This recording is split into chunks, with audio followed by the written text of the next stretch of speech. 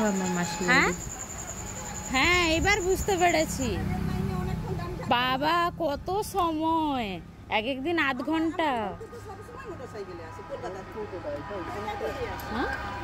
সাদাটা সাদা।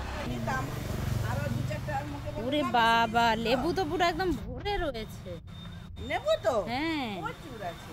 আমি আরো দিবি, আরো আমাকে বলে বেশি দিসনি, একসঙ্গে অত কি হবে? না না আমি দিয়েছিলাম, পাঠিয়েছিলাম, খায় না বলে। আমি কটা বরং এইগুলো নেব, কারি পাতা কটা নেব। হ্যাঁ হ্যাঁ, কত নিবি না কি আমি ওই এর জন্য নেই, চুলে মাখার জন্য। আসলে এই যে এখানে ডাল ভেঙে পড়েছি।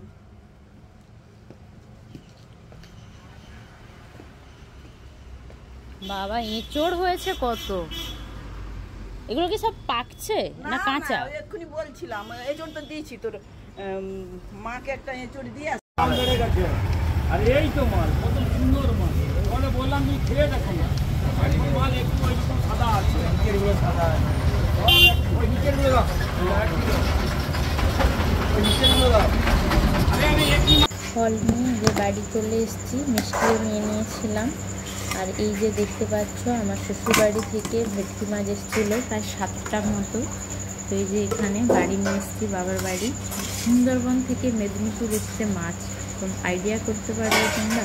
চিংড়ি মাছ আরও অনেক কিছু। তো এখানে যে বলেছিলাম আমার জেঠুদের হচ্ছে ঘর গৃহপ্রবেশে আমাদেরকে নেমন্তন্ন করেছিল। তো এখানে যে চলে এসেছি খাওয়ার জন্য, এটা দুপুরের খাওয়া দাওয়া। তো সব কিছু নিরামিষ, যেহেতু ঠাকুর পুজো হয়েছে। তো সবাই, এটা সোমবার ভোরবেলায় দেখতে পাচ্ছ আমরা কিন্তু উঠে গেছিলাম 3:30 নাগাদ, কারণ 1টা থেকেই খুব বৃষ্টি, ঝড় বৃষ্টি হচ্ছিল। আর এখনও দেখতে পাচ্ছ বৃষ্টি পড়ছে। তো এটা নাইট অ্যাঙ্গেলে নেওয়া, যেই জন্য এত অন্ধকার। আর এই যে বলছিলাম আমাদের বাড়িতে দেখো একটা মাত্র লাউ গাছ, এত লাউ হয়েছে বলার মতো না, প্রচুর লাউ হয়ে রয়েছে। আর এখান থেকে সামনে ওটাই দেখতে পেলাম, তাই দেখিয়ে দিলাম।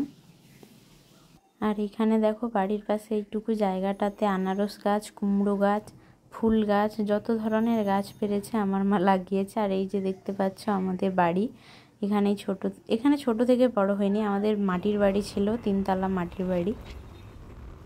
আর এই দেখো রাস্তায় তোমাদেরকে একটা জিনিস দেখাই, এখানে শুধুমাত্র দেখো পতাকা দেওয়া, মানে তুমি বুঝতে পারবে না যে তুমি কোন রাস্তায় আছো। এখানে শুধু বজরংবলীর পতাকা দেওয়া। তো এটা দেখেও ভালো লাগছিল। অনেক জায়গায় অনেক রকম রাজনৈতিক পতাকাও ছিল। কোলাঘাটের ব্রিজটাতে তো পুরো রাজনৈতিক পতাকায় ছেয়ে গেছে, মানে ওটা কোলাঘাটের ব্রিজ কি ওই রীতিমতো ওই দলের ব্রিজ, সেটা বুঝতে পারছিলাম না। তো আগে তো যাই বজরংবলী, এই যে দেখো একদম সামনে থেকে দেখো। আর এই যে একটা কোম্পানির, এটা একটা ফ্যাক্টরি, এখানে দেখলাম যে আমাদের ন্যাশনাল ফ্ল্যাগ উঠছে। তো সত্যি ভালো লাগছে। আর এই যে আমাদের গন্তব্য, তোমরা তো জানোই আমরা সারাদিন প্রায় 3.5 ঘন্টা কলকাতায় টানা চলতে থাকি খাওয়ার জন্য। সেই জন্য রোডটা দেখ রাধাকৃষ্ণের পুজোর জন্য।